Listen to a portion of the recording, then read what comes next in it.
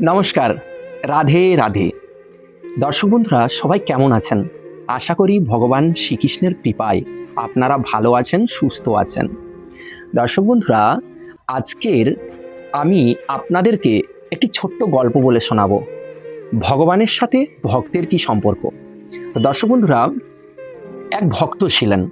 সেই ভক্ত কি করতেন আপনারা জানলে খুবই অবাক হবেন। সেই ভক্ত যখন কোনো খাবার খেতেন তখন সেই খাবার ভগবানকে নিবেদন না করে খেতেন না, অর্থাৎ তিনি প্রসাদ খেতেন, ভগবানকে নিবেদন করতেন, তারপরে তিনি সেই প্রসাদ খেতেন। সেই ভক্ত যেখানে সাধু মুনি ঋষি খাবার খেতেন এবং সেখান থেকে সেই উচ্ছিষ্ট অর্থাৎ তাদের যে এঁঠো খাবার, সেই খাবার একত্রিত করতেন, তারপরে সেই খাবার ভগবানকে নিবেদন করতেন, তারপরে সে নিজে খেতেন। এই কাজটি সে ক্রমাগত করতে থাকে এবং তার দিন কাটতে থাকে। তো সেই ভক্ত একদিন এত খিদে পায় সে ভগবানকে নিবেদন করতে ভুলে যায় এবং সেদিন সেই খাবার জোগাড় করার পর সে তাড়াহুড়ো করে মুখের মধ্যে খাবারটাকে নিয়ে নেয়।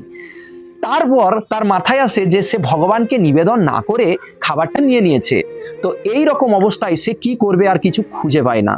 তারপর সে না পাচ্ছে খাবারটাকে ভিতরে নিতে, না পাচ্ছে মাটিতে ফেলতে, কারণ মাটিতে ফেললে মা লক্ষ্মী অন্য কোনোভাবেই সেটা ফেলতে পারবে না, সেটা পাপ হবে। এবং তো অবস্থায় ভাবতে তার ঘন্টার পর ঘন্টা কেটে যায়, সে ক্রমাগত দুশ্চিন্তা করতে থাকে, কাঁদতে থাকে। তো এই মুহূর্তে সে ভগবানের দর্শন পায় এবং ভগবান স্বয়ং তার কাছে আসে এবং তার মুখের খাবারটাকে নিয়ে ভগবান নিজে খায়। তো বুঝতে পারছেন ভগবানের সাথে ভক্তের কি সম্পর্ক।